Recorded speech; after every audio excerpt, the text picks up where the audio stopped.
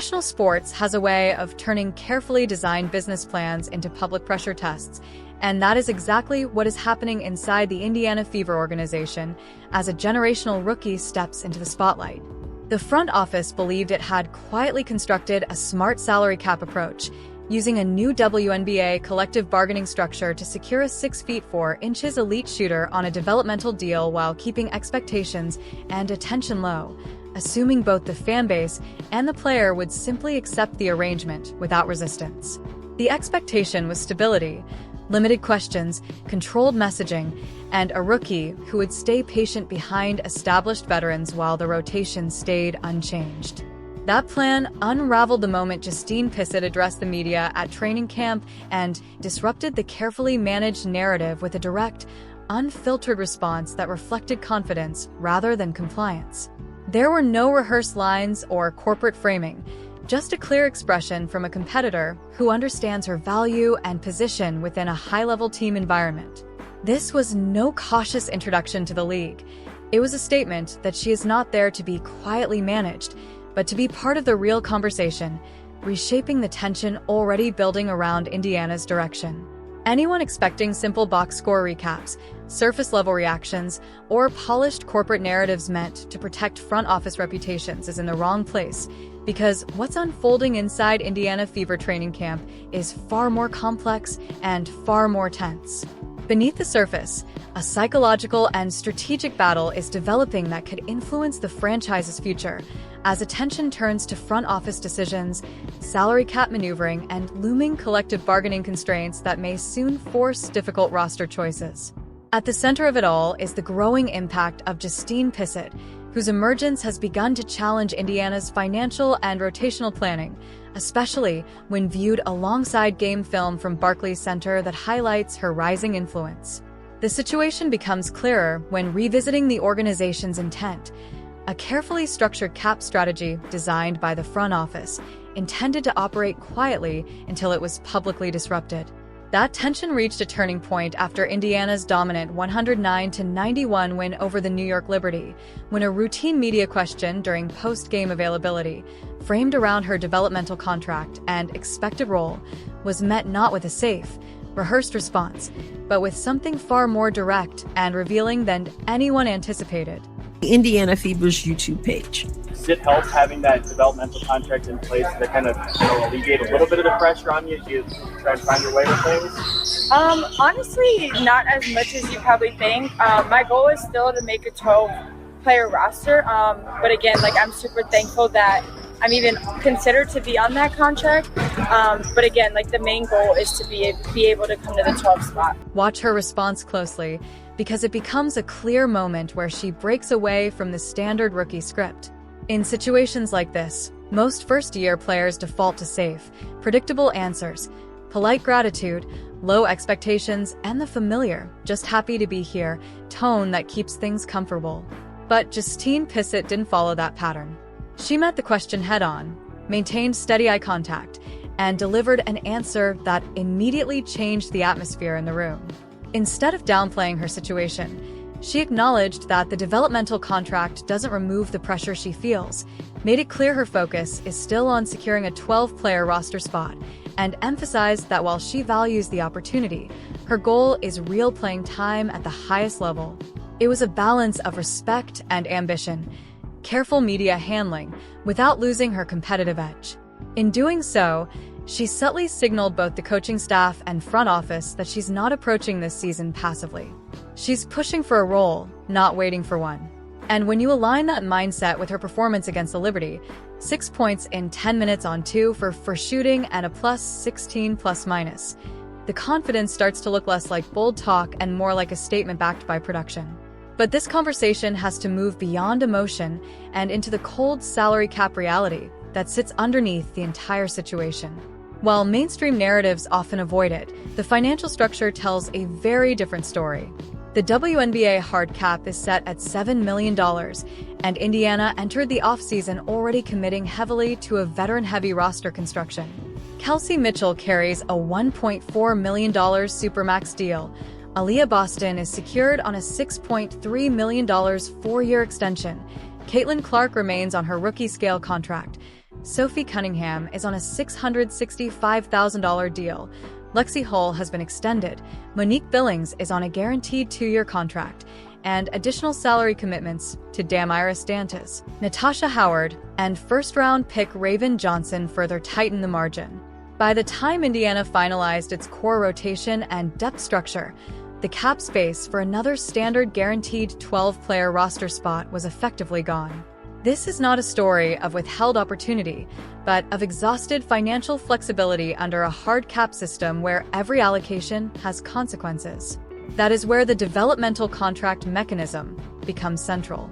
Under the current WNBA collective bargaining structure, teams can carry additional players beyond the standard 12-person roster, allowing them to fully participate in practices, film sessions, travel environments, and day-to-day team operations while remaining outside the guaranteed active roster framework. In practical terms, they are embedded within the professional system, sharing the same preparation and infrastructure as rostered players. However, the restriction is structural and unavoidable. Developmental contracts limit activation to a maximum of 12 games across a 44-game season, meaning extended periods where the player remains fully available physically, but unavailable by rule. For someone like Justine Pissott, a 6 feet 4 inches shooter with a reported 42% three-point profile at Vanderbilt and a high-value modern floor spacing skill set, this limitation creates a very specific tension between capability and opportunity. It is not about readiness, but about roster math and league structure. That is why her media tone carried weight. She did not frame the situation as conflict, nor did she publicly challenge the organization's decisions. Instead, she acknowledged the reality with clarity, emphasizing that her focus remains on earning a standard 12-player roster position and establishing herself at the highest level. In doing so, she positioned herself not as a passive developmental piece, but as a player actively pushing against structural limitations that define her current status, making it clear that this contract represents where she is now, not where she intends to stay. And that is where this situation becomes a genuine tactical headache for head coach Stephanie White. The entire structure around Justine Pissott's restricted activations turns into a long-term chess match, where every decision carries real competitive consequences for Indiana's season. White is now forced to determine exactly when those 12 available games are worth spending, knowing there is no recovery once they are gone. It is no longer just a rotation question. It is a season-wide planning problem that touches every phase of the schedule. The choices are all imperfect. She could use Pissott in high-pressure matchups against elite defensive teams, where spacing and perimeter shooting might directly influence the outcome of close games. She could instead preserve those appearances for the second half of the season, when veteran minutes begin to wear down and depth becomes a deciding factor in tight playoff positioning. Or she could target specific matchups against smaller or undersized lineups, where Pissott's 6 feet 4 inches frame immediately creates matchup advantages and forces defensive adjustments that change Indiana's offensive structure. The difficulty increases even more when you factor in unpredictability. An early season injury to a key rotation player like Lexi Hull or Sophie Cunningham would immediately force a reassessment. In that scenario, White would have to decide whether to burn valuable activations just to stabilize the rotation or protect them for higher leverage moments later in the year. Either path carries risk, because once those 12 appearances are used, there is no flexibility left for the playoff stretch. These are the kinds of decisions that define roster management under a hard cap, high constraint system. Every game becomes part of a larger resource allocation problem, where timing is just as important as talent. But the pressure does not stop inside Indiana's locker room. The most dangerous shift comes from the league-wide implications.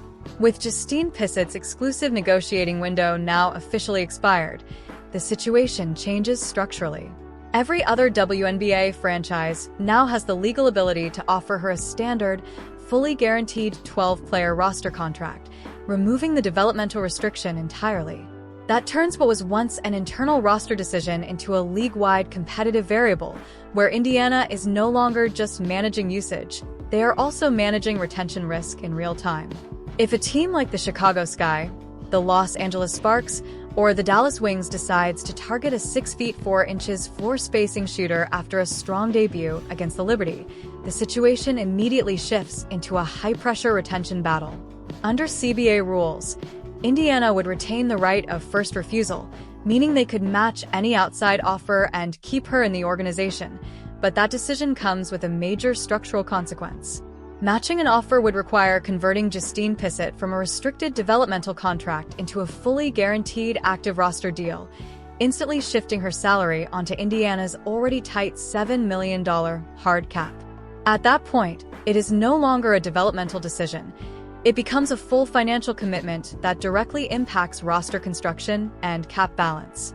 In practical terms, Indiana would be forced to find cap space that does not currently exist without disrupting the current roster framework. That could mean making a difficult move involving an established veteran on a guaranteed deal, absorbing cap penalties while losing rotational stability, or choosing not to match and allowing a young, high-upside shooter to walk away for nothing to a potential competitor. There is no neutral outcome in that scenario, only competing trade-offs between financial stability and talent retention. And that is what makes this situation so complex for Indiana's front office. Every activation decision, every contract structure, and every roster spot is now interconnected under the pressure of a hard cap system. It turns what looks like a simple developmental storyline into a constant risk management exercise, where every move carries both short-term basketball consequences and long-term roster implications. We're putting in the work. Let's take a look at the work she's putting in. Versatility to the game. 16 points on the night. And book it. Before the Fever knocks it down. There was no hesitation on that shot. If you look closely at the game tape, Pissott's impact shows up immediately the moment she checks in against the New York Liberty. The spacing of the entire floor shifts in real time. She comes into a clean, ready stance, reads the closeout before it fully develops, catches in rhythm, squares once, and gets the shot off with almost no wasted motion. The release is quick, high, and decisive enough that even disciplined Liberty defenders are forced into late contests that never actually disrupt the trajectory. But the real effect goes beyond the shot itself. The moment she is positioned beyond the arc, the defense is forced to respect her range, and that respect alone creates structural movement across the floor. Help defenders hesitate. Wings stay home longer than they want to. The paint opens up in a way that didn't exist a possession earlier. That single presence stretches the defensive shell and turns what would normally be crowded half-court sets into wider, more readable driving lanes. From the sideline, you can see the coaching staff reacting to it in real time. Subtle spacing tweaks, quicker ball movement, and more deliberate actions designed to keep her gravity engaged. It's not just about whether she scores. It's about how the entire defensive geometry bends around her presence, possession after possession. Rattle in from Pissott. And here once again, you see she's ready for the pass. Catches it, look at hand up. Pretty close, look at that. Defense has the foot right on the line here. So pretty close, not a problem. And she carries an unmistakable ability to score through contact, rising over tight coverage and trusting her shooting mechanics to hold up even when defenders are fully engaged on her body. That kind of composed, repeatable shot-making under pressure is exactly why teams across the league take notice quickly. Players who create instant spacing and threat-level gravity rarely remain under the radar for long. Internally, the message becomes even more direct.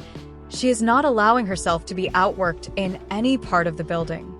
Practice footage reflects that reality every day, with consistent extra work after sessions, high-volume shooting routines, and game speed repetitions that mirror real in-game pressure until exhaustion. That level of daily consistency forces evaluation to shift away from projection and into observable production. This is where the situation begins to take on real urgency, as her practice performances start building a case that becomes difficult to ignore. The expectation inside the system is no longer about long-term development alone, but about whether her impact can translate quickly enough under limited activation opportunities to justify a permanent rotation decision. Each controlled appearance becomes a test of whether her shooting, spacing value, and defensive effort can hold up in live NBA-level conditions, ultimately determining how long she can remain confined within a restricted role before a larger roster solution becomes unavoidable. She proves she can contribute in high-stakes minutes, and in the ideal scenario, The front office eventually converts her to a standard deal around mid-season once the roster picture becomes clearer and they identify which veteran depth pieces can be adjusted to support a stronger playoff push. But the downside scenario is where the tension really builds. If Pissott starts to feel the reality of limited minutes, long stretches in street clothes, watching games from the bench while other teams continue to evaluate her in the background, that patience becomes just as important as performance. In that environment, interest from other franchises and her representation naturally increases, especially if full roster opportunities are being discussed elsewhere. At that point, the situation shifts from development to retention pressure. Indiana risks losing a 6'4" floor spacing shooter not because of talent, but because the roster structure never fully absorbed her into a permanent role from the beginning. That creates a delicate balance where timing matters as much as ability. From her perspective, the stance is already clear. She wants real minutes, real responsibility, and a real role in competitive basketball, not extended periods of inactivity. Her early flashes against high-level opposition suggest she can handle that responsibility sooner rather than later. And from a basketball standpoint, a perimeter shooter with her size and efficiency profile is not a long-term wait-and-see piece. You either integrate that value into your rotation or risk it becoming a missed opportunity elsewhere. That tension between what she is showing on the floor and how often she is actually used is what will ultimately define how this situation resolves. We're looking at this most cleanly through a basketball operations lens. Roster construction, cap management, and opportunity cost under a hard cap environment. In Indiana's case, every contract and rotation choice is interconnected because there is very little margin for error. That means the evaluation of Justine Pissott is not happening in isolation. It sits inside a broader constraint system where roster spots, cap allocation, and rotation balance all influence each other. The front office is effectively trying to optimize three things at once: present competitiveness, long-term flexibility, and development efficiency. From that standpoint, the core question isn't just timing. It's whether her current output already exceeds the threshold typically required for a standard rotation role. If her spacing gravity, shooting consistency, and low usage efficiency continue translating from practice into games, then the developmental label becomes less about potential and more about roster inertia. In modern WNBA systems that prioritize floor spacing and lineup balance, a 6'4" shooter who can reliably stretch defenses has direct structural value, especially in playoff environments where half-court offense tightens. At the same time, the developmental contract structure exists specifically to delay that commitment until enough data is available across different contexts, late-game pressure, defensive scouting adjustments, and varied lineup combinations. That evaluation window is important because it prevents early financial decisions based on small samples. But the trade-off is rigidity. If injuries or matchup demands force her into earlier, higher leverage minutes, the team's timeline shortens whether the front office is ready or not.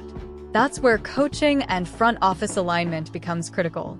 If coaching necessity accelerates her usage, then the organization is no longer in a controlled evaluation phase. It's in real-time roster optimization. And in a hard cap system, reactive roster optimization is always more expensive than planned integration because it forces decisions based on urgency rather than structured planning. So the situation ultimately comes down to a simple operations principle. If her on-court value consistently stabilizes above replacement-level rotation impact, the cost of delaying a standard roster conversion may eventually outweigh the cap and roster flexibility benefits of keeping her in a restricted role. When it comes to activations, coaching staffs typically treat those 12 available games as a planned resource rather than something used in moments of urgency. They are distributed around specific matchups, opponent tendencies, and tactical situations where a player's strengths can be maximized in a controlled environment. In that structure, if Pissott continues to deliver consistent floor spacing and efficient, low-usage scoring, those appearances naturally shift away from developmental evaluation and become intentional tactical tools.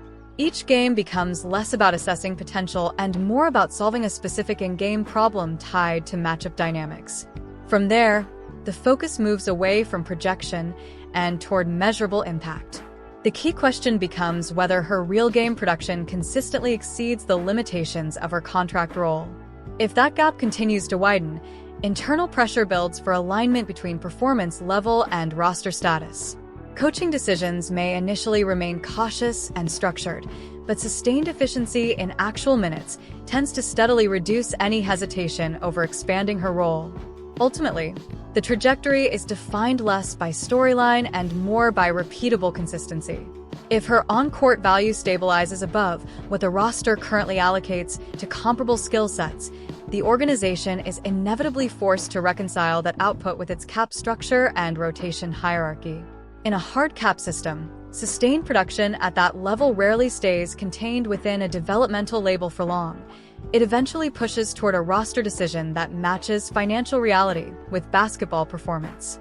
If you're following this kind of roster and cap breakdown content, make sure to like, subscribe, and stay tuned for more deep dive analysis.